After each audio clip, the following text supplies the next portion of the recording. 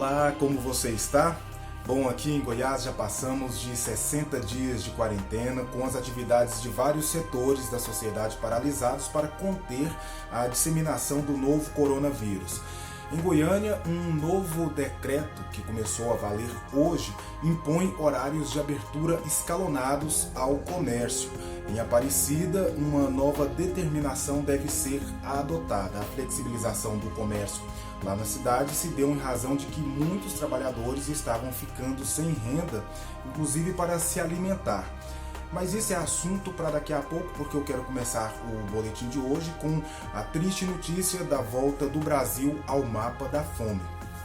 Pois é, apesar de ser um dos grandes produtores, um dos maiores produtores do mundo, o Brasil está voltando para o mapa da fome, que aponta quais países têm pelo menos 5% da população em situação de insegurança alimentar e nutricional, ou seja, não tem o que comer. Em 2014 conseguimos sair dessa lista, mas a situação piorou nos últimos anos e a Covid-19 está acelerando o aumento das pessoas que passam fome. Para entender o cenário, a minha colega Letícia Brito entrevistou o chefe do Programa Mundial de Alimentos da ONU no Brasil, Daniel Balaban. Em 2019, o ano passado, a gente já estava com 4,4%, ou seja, já bem próximos de voltarmos ao mapa da fome. Com 9,3 milhões de pessoas classificadas nessa situação. Segundo as últimas estatísticas e trabalhos do Banco Mundial, inclusive publicados, fatalmente nós já estaríamos, mesmo antes da Covid, nós já estaríamos com o pé, como a gente diz de novo, no mapa da fome, mas a Covid acelerou tudo e o Brasil vai chegar a quase 15 milhões de pessoas, né, classificadas como abaixo da linha da miséria. Isso dá 7,7% da população hoje. Então, por isso, o alerta. Nós vamos ter que fazer alguma coisa para diminuir, para tentar, pelo menos, evitar que a gente volte a um crescente nessa linha de pessoas em insegurança alimentar e nutricional. Daniel, o que pode ser feito? A gente vê aí uma gestão da pandemia aqui no Brasil um pouco conturbada, 2 saídas de ministros da principal pasta nesse momento, que é a pasta da saúde, né? O que precisa ser feito, que pode ser feito para a gente tentar diminuir esse número de pessoas? Porque a gente fala em números, parece muito distante, né? Mas é cada pessoa passando fome, é algo assim, muito absurdo mesmo. Exato. Eu classifico sempre, como é que o Brasil conseguiu, vamos olhar para o passado, como é que o Brasil conseguiu, com esforços, sair do mapa da fome? Foi criada, então, uma estratégia, ainda no início deste século, que se chamou Estratégia Fome Zero, e que foi muito aplaudida pelo mundo inteiro, que se retomem as ações que foram a base dessa estratégia e que essas ações foram extremamente importantes para tirar o país desse mapa. Se você me permite, eu digo, o PAA, que é o Programa de Aquisição de Alimentos, é um programa extremamente importante para que o pequeno agricultor familiar possa produzir alimentos e permaneça no campo. O Goiás está cheio de pequenos agricultores familiares, né? Então foi muito importante e é muito importante para eles. Então, o programa de alimentação escolar, o programa de cisternas para levar água para aquelas regiões onde tem uma seca intermitente, como regiões do semiárido nordestino. As cisternas são fundamentais para a produção dos alimentos, né? O Pronaf, que é exatamente o financiamento da produção dessas pessoas, né? Então, esses programas de renda também, como o Bolsa Família, que continua, é um dos que continuam até hoje, são importantíssimos para tirar as pessoas e para ajudar as pessoas.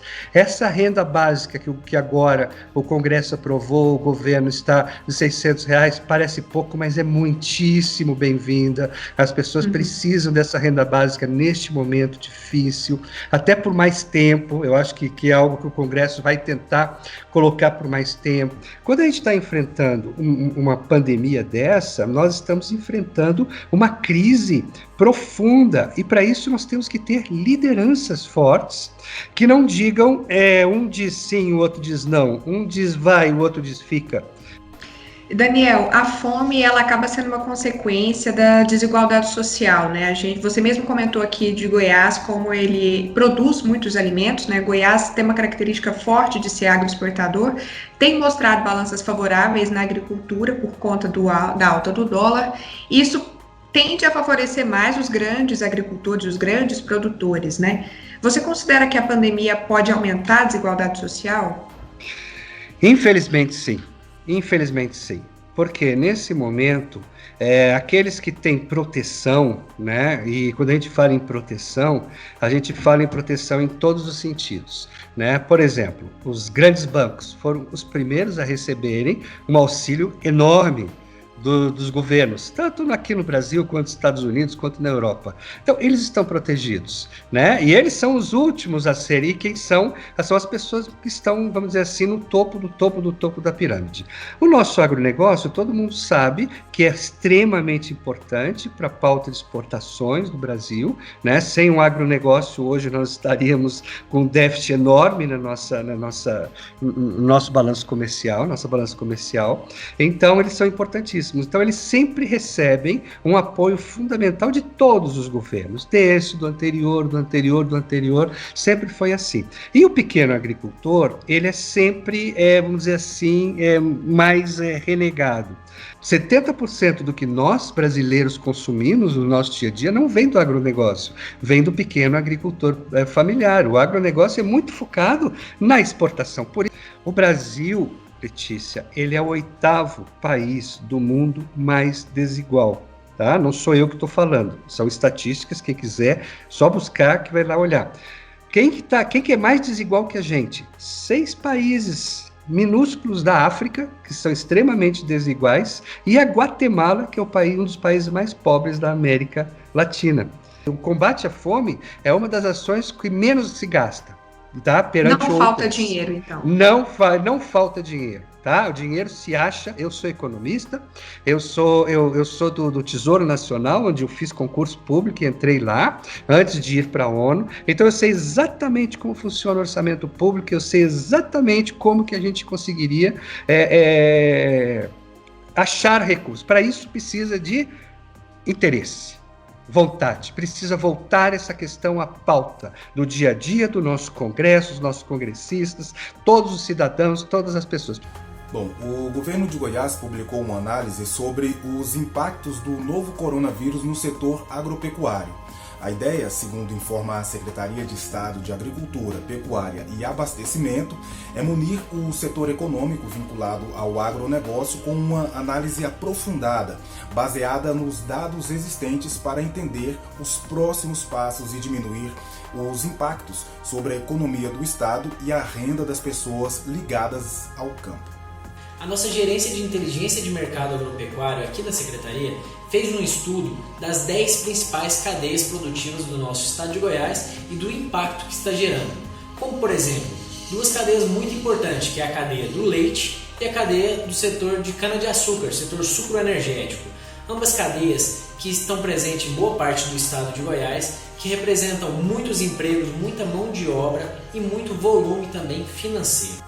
O superintendente ainda falou que as cadeias de carnes bovina, aves e suína também fazem parte desse relatório, que indicou um aumento no volume de exportação desses itens devido à alta do dólar. Outra análise é do setor de grãos, como soja e milho, que nesse momento tem uma grande competitividade, principalmente por causa do aumento do dólar. Nosso produto fica mais competitivo lá fora, mas acende um alerta. Pensando no futuro, a relação de troca, ou seja, o preço de venda do produto pelo preço dos insumos, começam a ficar mais apertado. Então nós temos que olhar todos esses pontos, os cenários de oferta, de demanda, do tempo de duração de toda essa pandemia, para começarmos a traçar estratégias, tanto o setor público quanto o setor privado, de mitigação dessa crise que vem sendo causada pelo novo coronavírus. O documento traz informações sobre os impactos dos setores de floricultura, hortifruticultura, produção de soja, milho e cana-de-açúcar, entre outros. Se por um lado precisamos trazer frutas de fora e depender da oferta dos outros estados, por outro, Goiás é um grande produtor de hortaliças e não há risco de desabastecimento. Na Ceasa, no mês de março, foram comercializadas quase 43 mil toneladas de hortaliças e mais de 27 mil toneladas de frutas. Isso representa um aumento de 16% e diminuição de quase 25%, respectivamente, em comparação ao mesmo período de 2019. Ainda de acordo com o documento do governo, os números melhoraram em 20% no mês de abril, mas mesmo com o incremento das vendas provocadas pela retomada das feiras, os pequenos produtores relatam incertezas diante do cenário provocado pela pandemia. Estamos esperando uma boa safra, né? Mas aí tem uma questão, né? Uma preocupação com o mercado aí, com esse coronavírus, que a gente não sabe qual vai ser o impacto dele. O produtor rural, ele ganha pouco. O lucro dele é muito pouco. E com essa doença que veio agora, pegou todo mundo mais despreparado que nunca. Então tá difícil, tá complicado. Eu tinha 16 funcionários, mandei 8 embora, tive que dispensar 8 mesmo, não teve jeito. Eu levo a minha mercadoria e tô vendendo ela lá 40%, 60% eu tô doando. A dona Ediene disse ainda que é bom ajudar quem precisa, mas que os produtos doados são aqueles que não foram vendidos e isso pode fazer falta no faturamento. Bom, vamos falar agora de outra doação que também ajuda quem precisa e não faz falta para ninguém. É a doação de sangue. Com a pandemia, os estoques do banco de sangue do Hospital das Clínicas estão em baixa. Nesse momento crítico, a ajuda de vocês se torna essencial para que nosso estoque se mantenha adequado e consigamos suprir a demanda no qual pede o Hospital das Clínicas. Aqui dispomos de um serviço de hematologia, oncohematologia, oncologia clínica, cirurgia cardíaca, vascular, neurocirurgia e outros, o qual consomem muito nossos estoques. Por favor, compareçam ao banco de sangue para realizar sua doação. Nós estamos localizados na primeira avenida, no setor leste universitário. O horário de atendimento para doadores é de segunda a sexta, das 7 às 11 e à tarde, das 13 às 16 horas. Ao sábado, das 7 às 11. Muito bem, vamos fazer um rápido intervalo e daqui a pouco eu volto para falar sobre a doação de cestas de alimentos em Aparecida de Goiânia e o novo decreto que determina o horário de funcionamento de comércio aqui na capital.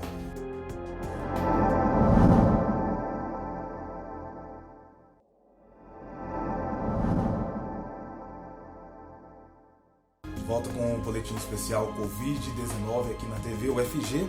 E ainda falando de doação, vamos agora mostrar a entrega de cestas de alimentos que a Prefeitura de Aparecida de Goiânia está fazendo para alunos da rede municipal de ensino. O secretário de Educação da cidade explicou a ação. Essa ação é muito importante porque neste momento onde as famílias estão sem o seu trabalho, sem o seu sustento, passando necessidade, a Prefeitura Municipal de Aparecida de Goiânia, através do seu prefeito Gustavo Mendanha, sensibilizou e pediu que nós fizéssemos a entrega dessas cestas nesta semana para atender a estas famílias neste momento de dificuldade.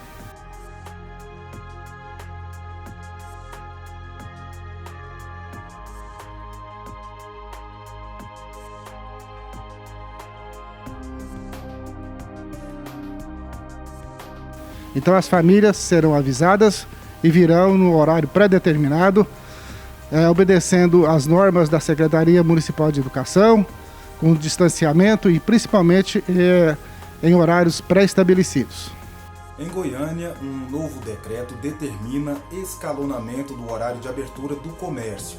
A partir de hoje, os estabelecimentos comerciais, industriais e de prestação de serviço precisam obedecer a um dos 11 horários para começar a funcionar.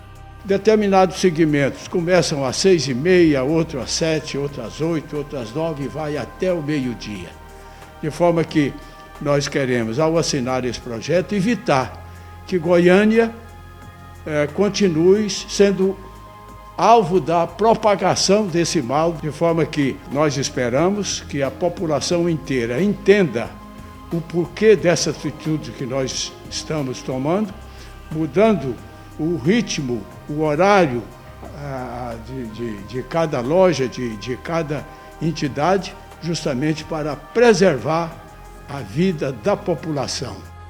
Bom, eu separei aqui alguns horários e atividades importantes para você ficar atento. Olha só, às 6 horas da manhã abrem laboratórios de análises clínicas e clínicas de vacinação, postos de combustíveis, supermercados e mercearias, hortifruti granjeiros, padarias e panificadoras, empórios e drogarias. Às 6h30 é a vez das indústrias de insumo para a produção de medicamentos, materiais hospitalares, alimentos, produtos de higiene e limpeza, gás de cozinha e combustíveis. Nesse horário também começam a funcionar as oficinas mecânicas, borracharias e também as autopeças e motopeças, além das obras de construção civil. Empregados domésticos e diaristas, profissionais de limpeza e manutenção predial podem começar as atividades em 3 horários diferentes, às 6h30, às 8h30 ou a partir das 10h30 da manhã. Então tem que combinar certinho com a empresa ou o seu patrão. Às 7h30 abrem as indústrias de insumo para as obras da construção civil e de extração mineral. 8h30 é a vez das oficinas mecânicas, lojas de peças, lojas do setor agropecuário, farmácias de manipulação, distribuidoras de água e revendedoras de gás. Um pouquinho mais tarde, às 9h30, é a vez das lojas de máquinas e implementos agropecuários, depósitos de materiais de construção, de materiais elétricos e hidráulicos, além das ferragistas. As lojas também de locação de máquinas e equipamentos para a construção civil e lojas de pneus abrem nesse mesmo horário. Às 10 horas são as óticas, pet shops, cartórios extrajudiciais, e-commerces, concessionárias de veículos e motos. Às 10h30, as lojas comerciais em sistema de entrega. Às 11 horas são os lava-jatos, salões de beleza e barbearias, lavanderias e empresas de dedetização. Após as 11 horas, os consultórios médicos de psiquiatria, psicologia, os consultórios odontológicos e escritórios de profissionais liberais.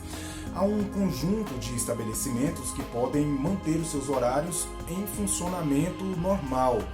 Entre eles estão os hospitais, clínicas e hospitais veterinários, restaurantes e lanchonetes em postos de combustíveis situados às margens das rodovias, agências bancárias e agências lotéricas, feiras livres, transporte, indústrias que estejam produzindo equipamentos e insumos para auxiliar no combate à pandemia da Covid-19 e mais alguns.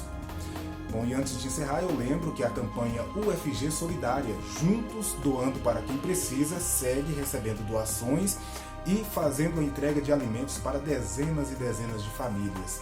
No site da UFG você clica no banner da campanha e pode acompanhar o destino de cada centavo doado com toda a transparência. Lá também tem os dados para que você possa fazer a sua doação. Hoje eu fico por aqui, até a próxima, tchau, tchau.